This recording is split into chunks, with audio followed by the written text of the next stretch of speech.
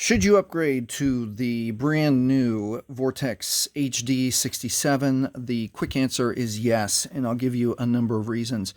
Number one, HD67 stands for 6.7 inches, so they've made the screen bigger than the 65 series. Some people, that's a big deal. I like to give a warning that don't put it in your back pocket and wear tight jeans and then sit on it, because I've seen in my recycling business, I've seen so many times where, people will turn in their phones because they've sat on them, and avoid that. So don't put this phone in your back pocket. One of the best updates that they made is that this is the first Vortex with 64 gigabytes of storage.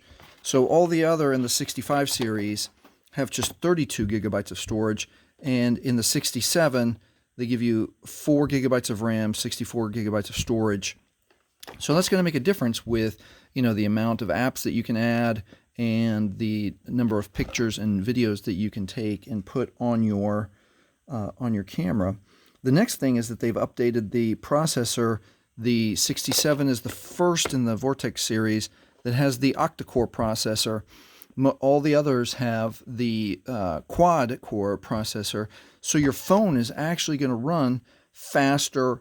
There's no overheating damage. If you're someone who does a lot of gaming or a lot of video editing, your phone finally will be able to keep up with what you want to accomplish in how you use your phone. The next thing that they've improved is they've put the 4,000 milliamp hour battery on this, so you're going to get, that is near the top. I mean, some of the top Samsung phones are starting to enter the 5,000 milliamp, but this at 4,000 is good. You get a lot of usage. You won't have to charge it every day, even with well, if you just watch videos on nonstop, yeah, you'll have to charge it every day.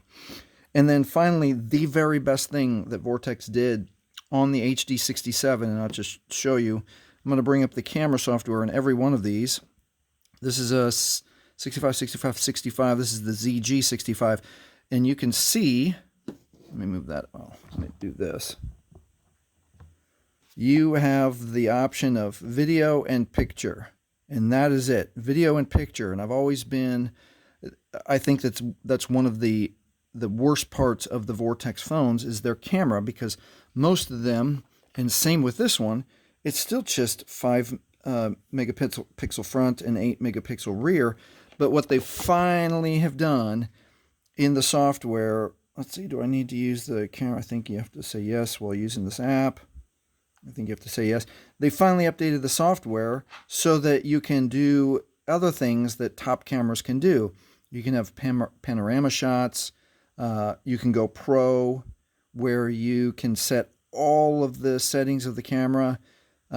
Captures what they call pictures.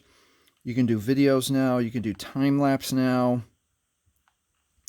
You can make audio notes, and they give a few more features, which I think you could still do. Interval, QR code, and night, but I think you can. There are hidden features inside the QR code reader.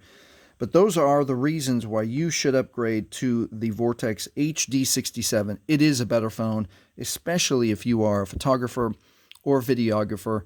You're going to be happier that you have now some options in what you are able to accomplish with the camera.